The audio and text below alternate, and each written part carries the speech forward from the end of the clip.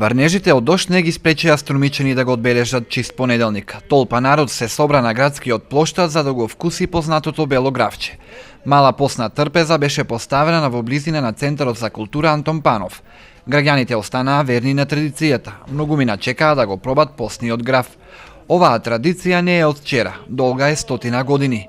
Од организациониот одбор на Струмичкиот карневал горди се што струмичани остануваат верни на своите обичаи.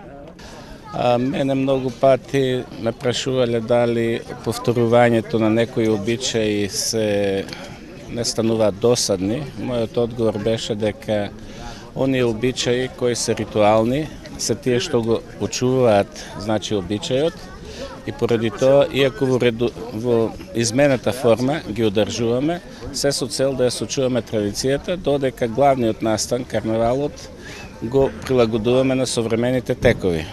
Значи, додека овој организационен одбор би одговорен да ја организира оваа манифестација, ритуалните моменти секојаш ќе бидат застапени во програмата на Струмичкиот карневал. Со денешниот ден символично се означува и почетокот на големиот 40-дневен предвеликденски пост, еден од најстрогите канонски обичаи во православната христијанска вера. Денеска е чист понеделник и официјално почнува постот со традиционално во нашиот град со белиот грав, со што христијаните, православните христијани се спремаме што подостоинствено да го пречекаме светлото и славно Христово воскресение. Инаку, околу постот, од понеделник до петок е на вода.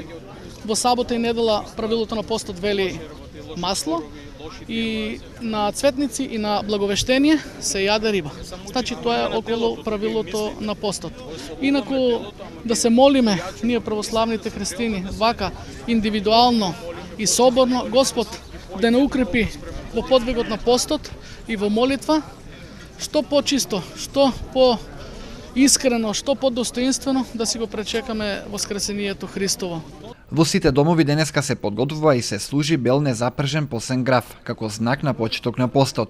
Обредните церемонии ќе завршат задутре со приготвување и служење постни јадења и посета на куќите на армасаните девојки, каде што се собираат само жени, пеат еротски песни и кажуваат мрсни вицеви.